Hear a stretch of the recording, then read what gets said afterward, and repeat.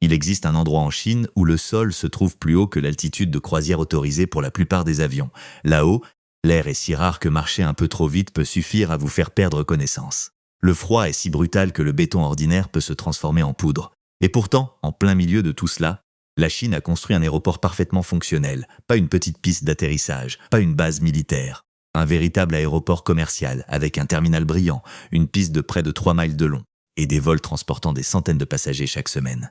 L'aéroport se trouve à 14 472 pieds au-dessus du niveau de la mer. C'est plus haut que la plupart des sommets montagneux d'Europe. Plus haut que l'altitude à laquelle volent de nombreux jets privés. Tellement haut que le corps humain commence à se dégrader rien qu'en y restant. Et pour les avions, à cette altitude, les lois de la physique jouent presque contre eux. Les moteurs perdent de la puissance. La portance disparaît. Et la piste nécessaire pour décoller devient presque impossiblement longue. Alors, comment quelqu'un a-t-il pu construire cela? Et surtout, pourquoi même essayer? La réponse est l'histoire d'une communauté totalement coupée du reste du monde. D'un gouvernement qui a refusé d'accepter cet isolement. Et d'une équipe d'ingénieurs qui a réécrit les règles de l'aviation. À la fin de cette vidéo, vous comprendrez exactement comment ils y sont parvenus. Et croyez-moi, une partie de ce qu'ils ont fait est vraiment difficile à croire. Si vous ne voulez pas manquer des histoires comme celle-ci, laissez un like et abonnez-vous à Chine Découverte dès maintenant avant de plonger dans le sujet. Commençons par le problème qui a rendu cet aéroport nécessaire dès le départ. Piégé derrière les montagnes dans la partie occidentale de la province chinoise du Sichuan, il existe une région appelée la préfecture autonome tibétaine de Garzê. Cela semble isolé, et ça l'est absolument. Toute la zone est entourée de tous les côtés par un immense mur de montagnes appelé les monts Hengduan. Ce ne sont pas de douces collines arrondies. Ce sont des montagnes gigantesques, déchiquetées, violentes, qui s'élèvent brutalement vers le ciel et s'étendent sur des centaines de kilomètres, dans toutes les directions. Pour les 400 000 personnes vivant dans cette région, ces montagnes n'étaient pas seulement un décor. Elles étaient une prison. Entrer ou sortir signifiait rouler sur des routes étroites taillées directement dans les flancs des falaises. Des routes si fines que 2 voitures pouvaient à peine se croiser. Des routes où un mauvais virage signifiait une chute de plusieurs centaines de mètres. Et de l'autre côté de ces montagnes se trouvait Chengdu, la grande ville la plus proche. Le trajet prend 2 jours complets, pas 2 heures. 2 jours. Et encore, seulement si la météo reste dégagée. Quand il pleut ou qu'il neige, les glissements de terrain peuvent bloquer entièrement les routes. Des gens sont restés coincés pendant des semaines. Maintenant, imaginez ce que cela signifie dans la vie quotidienne. Si vous aviez besoin d'une opération chirurgicale, vous étiez à 2 jours d'un véritable hôpital. Si vous vouliez un meilleur emploi, vous deviez survivre à 2 jours de route dangereuse simplement pour passer un entretien. Si votre entreprise avait besoin de fournitures venues de l'extérieur, chaque livraison devenait un cauchemar logistique. Une bonne éducation, des soins médicaux, des opportunités et la croissance économique se trouvaient tous juste de l'autre côté de ces montagnes, mais complètement hors de portée. La région prenait de plus en plus de retard sur le reste de la Chine et personne ne savait vraiment comment résoudre le problème. Les routes étaient trop dangereuses et mettaient trop de temps à être construites. Une véritable autoroute à travers ces montagnes aurait exigé des décennies d'explosions, de forage et d'ingénierie que le terrain ne permettait tout simplement pas. Les trains faisaient face au même problème. Une ligne ferroviaire à travers les monts Hengduan n'était pas seulement coûteuse, elle était presque physiquement impossible à construire de façon suffisamment droite pour être utile. Une option revenait sans cesse sur la table. Une idée qui semblait folle au départ mais qui devenait de plus en plus logique à mesure qu'on y réfléchissait. Si vous ne pouvez pas traverser les montagnes, volez au-dessus d'elles. Le plan le plus fou qui avait pourtant du sens, construire un aéroport dans les monts Hengduan n'était pas une idée nouvelle. Certains l'avaient déjà proposé, mais chaque fois qu'elle revenait, les mêmes problèmes revenaient avec elle. Il n'y avait presque aucun terrain plat dans les montagnes assez grands pour accueillir une piste. Les rares endroits qui existaient se trouvaient à des altitudes extrêmes et à ces altitudes, les règles normales du vol ne s'appliquaient tout simplement plus. Mais voici la réalité de la région de Garzê. Le choix n'était pas entre un aéroport de montagne et un aéroport urbain pratique. Le choix était entre un aéroport de montagne et rien. Et rien n'était plus acceptable. Alors les ingénieurs et les responsables ont fait quelque chose de courageux. Ils ont choisi le meilleur site disponible, ont reconnu que ce serait l'aéroport le plus difficile jamais construit, puis ont décidé de trouver une solution malgré tout. Le site choisi se trouvait dans le comté de Daocheng. Il était situé à 4 411 mètres au-dessus du niveau de la mer. Cela correspond à 14 472 pieds. Pour vous donner une idée de cette hauteur, le plus haut sommet des États-Unis continentaux, le mont Whitney, culmine à 14 505 pieds. Cet aéroport se trouve presque à la même altitude que la plus haute montagne que la plupart des Américains verront seulement de loin en se disant « Jamais personne ne monte là-haut ». Lorsqu'il a ouvert en septembre 2013, l'aéroport de Daocheng Yading est officiellement devenu l'aéroport civil le plus haut de la planète. Il a pris le record à un autre aéroport chinois et le conserve depuis. Mais le record n'était pas l'objectif. L'objectif était de connecter 400 000 personnes au reste de la Chine. Et pour y parvenir, les ingénieurs ont dû résoudre des problèmes que personne n'avait jamais eu à résoudre auparavant. C'est ici que la science devient folle. L'air là-haut n'est pas votre ami. Au niveau de la mer, l'air qui vous entoure est dense en molécules. Vous les inspirez, votre corps les utilise, et tout fonctionne comme prévu. Mais plus vous montez, plus ces molécules se dispersent. Au moment où vous atteignez l'altitude de l'aéroport de Daocheng Yading, l'air est 40% plus rare qu'au niveau de la mer. 40%. Ce n'est pas une petite différence, c'est presque la moitié de l'air qui a disparu. Pour les humains, cela signifie que votre corps reçoit moins d'oxygène à chaque respiration. Votre cerveau ralentit. Vos muscles se fatiguent plus vite. Les tâches simples deviennent épuisantes. Votre tête commence à battre. Ce phénomène s'appelle le mal aigu des montagnes et à cette altitude, il frappe fort. Les ouvriers du chantier y ont été confrontés en permanence. Mais pour les avions, le problème est encore plus fondamental. Un avion ne fait pas que respirer l'air. Il a besoin de l'air pour voler. Voici comment cela fonctionne en termes simples. Les ailes d'un avion sont conçues de manière à ce que l'air qui passe au-dessus d'elles crée une poussée vers le haut appelée portance. Plus l'avion va vite et plus il y a d'air autour de lui, plus ses ailes génèrent de portance. C'est cette portance qui permet à une machine de 350 000 livres de quitter le sol. Au niveau de la mer, il y a beaucoup d'air avec lequel travailler. Mais à 14 000 pieds, avec 40% de cet air en moins, les ailes génèrent beaucoup moins de portance. Les moteurs perdent aussi de la puissance, car ils ont besoin d'air pour brûler le carburant. Et avec moins d'air disponible, ils ne peuvent pas travailler aussi fort. Résultat, un avion doit rouler beaucoup plus vite sur la piste avant d'avoir suffisamment de portance pour décoller réellement. Et plus vite signifie plus long. Un avion qui aurait normalement besoin d'environ 6000 pieds de piste pour décoller au niveau de la mer peut avoir besoin du double à une altitude extrême. La piste de l'aéroport de Daocheng Yading s'étend sur 13 800 pieds. C'est plus long que la plupart des pistes commerciales dans le monde. Elle devait être aussi longue simplement pour rendre le décollage possible. La même logique s'applique à l'atterrissage. Au niveau de la mer, l'air dense aide à ralentir un avion lorsqu'il touche la piste. La résistance de l'air s'oppose naturellement au mouvement de l'avion. Mais à cette altitude, cette résistance est considérablement réduite. Un avion qui atterrit ici se déplace plus vite et s'arrête plus lentement. Sans une longue piste, il filerait tout droit au-delà de l'extrémité vers la montagne. Les ingénieurs avaient donc besoin d'une piste de près de 3 miles de long. Sur un terrain plat, ce serait déjà un chantier d'ingénierie sérieux. Mais au milieu des monts Hangduan, sur un sol gelé, à 14 000 pieds d'altitude, c'était tout autre chose. Parlons maintenant de la manière dont ils l'ont réellement construit. Construire l'impossible, la construction de l'aéroport de Daocheng Yading a officiellement commencé en avril 2011. Avant même de couler une seule fondation, l'équipe a dû résoudre un problème auquel la plupart des chantiers ne pensent jamais. Comment faire monter les équipements jusque-là? La première étape a été de construire des routes d'accès. Pas des routes ordinaires, des routes robustes capables de supporter le poids des grues, des bétonnières, des poutres d'acier et de tout le reste nécessaire à un projet de cette taille. Ces routes devaient serpenter à travers le même terrain montagneux brutal qui avait rendu tout ce projet nécessaire au départ. Rien que construire les routes d'accès était déjà un défi majeur. Puis les machines sont arrivées, et elles ont immédiatement commencé à tomber en panne. Au niveau de la mer, les moteurs diesel fonctionnent comme prévu. Mais à 14 000 pieds, avec 40% d'oxygène en moins dans l'air, les moteurs s'étouffent, ils perdent de la puissance, ils surchauffent de manière inattendue. Les équipements de construction standard, parfaitement efficaces à basse altitude, étaient pratiquement inutiles là-haut. L'équipe a dû se procurer des versions spécialisées haute altitude de presque toutes les machines du chantier. Des équipements conçus et modifiés pour fonctionner dans un environnement pauvre en oxygène. Le sol lui-même posait un autre problème. Le sol du plateau n'était pas une terre ordinaire, c'était du pergélisol, un sol qui reste gelé toute l'année, pas seulement en hiver, gelé dur, comme du béton. Le forer, le niveler et le préparer pour la construction exigeaient une approche totalement différente de tout ce que les équipes avaient connu auparavant. Et puis il y avait le béton. Le béton est la colonne vertébrale de toute piste d'atterrissage. Il doit être coulé, étalé et autorisé à prendre correctement. Le processus de prise implique que l'eau à l'intérieur du béton s'évapore lentement pendant que le mélange durcit. Mais des températures proches du gel perturbent complètement ce processus. L'eau ne s'évapore pas comme elle le devrait.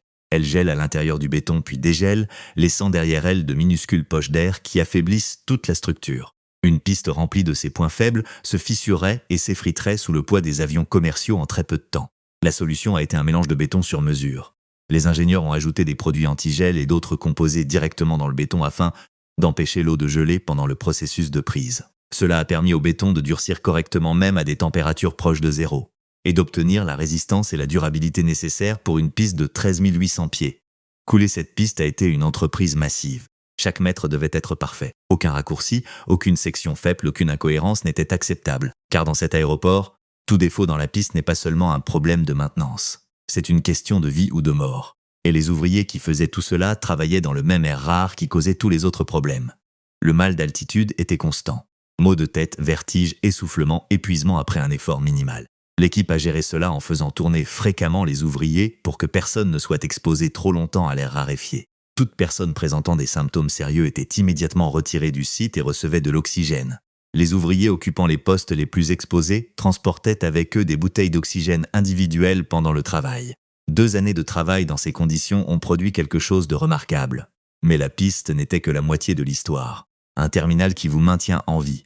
Pendant qu'une équipe affrontait les montagnes pour construire la piste, une autre concevait le bâtiment du terminal. Et elle avait une exigence de conception très inhabituelle en plus de toutes les exigences normales. Le terminal devait empêcher les gens de tomber malades. À 14 000 pieds, chaque personne qui descend d'un avion est immédiatement exposée à un air raréfié. Son corps n'y est pas adapté. Le mal d'altitude peut apparaître en quelques minutes chez certaines personnes. Le terminal n'a donc pas été conçu uniquement pour gérer les passagers. Il a été conçu pour les protéger. Le bâtiment a une forme de soucoupe volante avec une structure courbe et surélevée qui lui donne un aspect futuriste. Mais cette forme n'était pas seulement esthétique. La courbure aidait à la stabilité structurelle et à la conservation de la chaleur dans le froid extrême. De grandes fenêtres ont été placées tout autour du bâtiment, mais il s'agit de verres filtrant les UV. Elles laissent entrer la lumière naturelle pour réchauffer l'intérieur, tout en bloquant les rayons ultraviolets nocifs, beaucoup plus intenses à haute altitude. À l'intérieur du terminal, l'aménagement a été pensé autour d'un seul objectif: réduire au minimum la distance que les passagers doivent parcourir à pied. Au niveau de la mer, traverser un long aéroport est simplement un peu agaçant. À 14 000 pieds, cela peut déclencher le mal d'altitude. Tout dans le terminal a donc été placé aussi près que possible. Courte distance entre l'entrée, les portes d'embarquement et les services. La pression de l'air à l'intérieur du bâtiment est également gérée artificiellement. Un système spécial de pressurisation maintient des niveaux d'oxygène plus élevés à l'intérieur qu'à l'extérieur. Respirer dans le terminal est nettement plus facile que de franchir la porte vers l'extérieur. Pour les passagers arrivant pour la première fois, cet air pressurisé constitue la première ligne de défense contre le mal d'altitude. Pour ceux qui en souffrent malgré tout, des stations d'oxygène sont réparties dans tout le terminal. Les passagers peuvent s'asseoir, mettre un masque et respirer de l'oxygène concentré jusqu'à se sentir mieux. Des services médicaux d'urgence sont prêts à intervenir pour les cas plus graves. Même la signalisation à l'intérieur du terminal a été repensée. Normalement, les panneaux d'aéroport sont conçus pour informer. À Dao Chang Yading, ils devaient faire davantage. L'un des premiers symptômes du manque d'oxygène est la confusion. Les gens perdent le sens de l'orientation. Les panneaux y sont donc exceptionnellement grands, très colorés et placés fréquemment, afin que même un voyageur désorienté puisse comprendre où aller. Les immenses fenêtres ont aussi une fonction psychologique. La vue sur les montagnes environnantes donne aux passagers un repère visuel. Lorsque votre cerveau reçoit moins d'oxygène que d'habitude, une vue claire du monde extérieur vous aide à rester orienté et calme. Le terminal terminé a porté le coût total du projet à 255 millions de dollars. Et une fois achevé, ce n'était pas seulement un aéroport, c'était un système de survie avec des portes d'embarquement. Voler ici n'est pas pour tout le monde. Lorsque l'aéroport a ouvert en septembre 2013, il n'a pas simplement commencé à fonctionner comme un aéroport normal. Un ensemble complet de règles a dû être écrit spécifiquement pour lui, parce qu'aucune des règles aéronautiques existantes n'avait été conçue pour un endroit comme celui-ci. La première grande règle concernait les horaires. Les vols à Dao Chang Yading n'ont lieu que le matin. L'après-midi, la météo dans les montagnes devient imprévisible. Les vents se renforcent, les nuages arrivent très vite, la visibilité baisse. Cette météo chaotique de l'après-midi rend les décollages et les atterrissages réellement dangereux. L'aéroport ne les autorise donc tout simplement pas. Tout le trafic est programmé pendant les heures plus calmes du matin. Un système dédié de surveillance météorologique a été construit spécialement pour l'aéroport, avec des capteurs conçus pour suivre les schémas inhabituels du vent et des nuages propres au climat de haute montagne. Les contrôleurs aériens utilisent ces données en temps réel pour décider si les vols peuvent se poursuivre. Le système est plus avancé que celui de la plupart des aéroports dans le monde parce que les conséquences d'une erreur de prévision y sont beaucoup plus graves. La deuxième grande règle concernait les personnes autorisées à piloter ici. Tous les pilotes ne sont pas habilités à voler vers Dao Chang Yading. Seuls des pilotes expérimentés disposant d'une certification spécifique haute altitude sont autorisés à opérer sur cette route. Le processus de certification comprend une formation spéciale sur la manière dont les avions se comportent différemment à altitude extrême et sur la navigation dans le relief montagneux entourant l'aéroport. Pendant le décollage et l'atterrissage, qui sont les moments les plus exigeants de tout vol, les pilotes de cet aéroport doivent porter des masques à oxygène. Au niveau de la mer, les pilotes respirent normalement l'air de la cabine sans problème. Mais la charge de travail liée au décollage et à l'atterrissage à 14 000 pieds, combinée à l'air raréfié qui peut entrer dans le cockpit pendant l'embarquement et le roulage, peut commencer à affecter le cerveau d'un pilote avant même qu'il ne s'en rende compte. Les masques à oxygène garantissent que cela ne se produise pas précisément au moment où la lucidité compte le plus. Les avions volant vers Daocheng Yading transportent également moins de passagers et moins de bagages que leur capacité normale. Moins de poids signifie que l'avion peut générer suffisamment de portance pour décoller malgré la densité réduite de l'air. Un gros porteur entièrement chargé ne pourrait pas quitter cette piste dans ces conditions. Les limites de poids sont strictement appliquées. Chacune de ces règles existe parce que la marge d'erreur ici est réellement faible. Les montagnes entourant l'aéroport ne laissent aucune place à une approche manquée. Si un atterrissage se passe mal, il n'y a pas vraiment de seconde chance pour faire un tour et réessayer. Le relief et l'air raréfié rendent une remise des gaz extrêmement difficile. Et si quelque chose se passe mal après le toucher des roues, les secours mettent longtemps à arriver. Malgré tout cela, l'aéroport fonctionne avec succès depuis plus d'une décennie. Les protocoles de sécurité ont fonctionné, les vols continuent, et la vie de 400 000 personnes a changé pour toujours grâce à lui. Ce qu'un seul aéroport a changé avant 2013, se rendre du comté de Daocheng à Chengdu signifiait 2 jours complets de route sur des routes au bord des falaises, avec un risque constant de glissement de terrain et d'isolement. Pour la plupart des habitants, un voyage vers la ville était quelque chose que l'on planifiait pendant des semaines et que l'on ne faisait qu'en cas de nécessité absolue. Après l'ouverture de l'aéroport, ce même trajet est devenu un vol d'1 heure. Imaginez ce que ce changement signifie concrètement. Un patient ayant besoin d'une opération spécialisée pouvait désormais rejoindre un hôpital en 1 heure au lieu de 2 jours. Un étudiant pouvait étudier en ville et rentrer chez lui le week-end. Un entrepreneur local pouvait rencontrer des fournisseurs à Chengdu et revenir pour le dîner.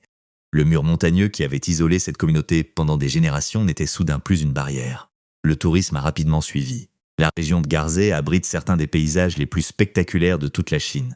La réserve naturelle de Yading, avec ses lacs turquoises et ses sommets enneigés, avait longtemps été considérée comme l'un des secrets les mieux gardés de Chine, principalement parce qu'elle était si difficile d'accès. Une fois l'aéroport ouvert, les visiteurs ont commencé à arriver en nombre, comme la région n'en avait jamais connu. Plus de touristes signifiait plus de revenus pour les entreprises locales.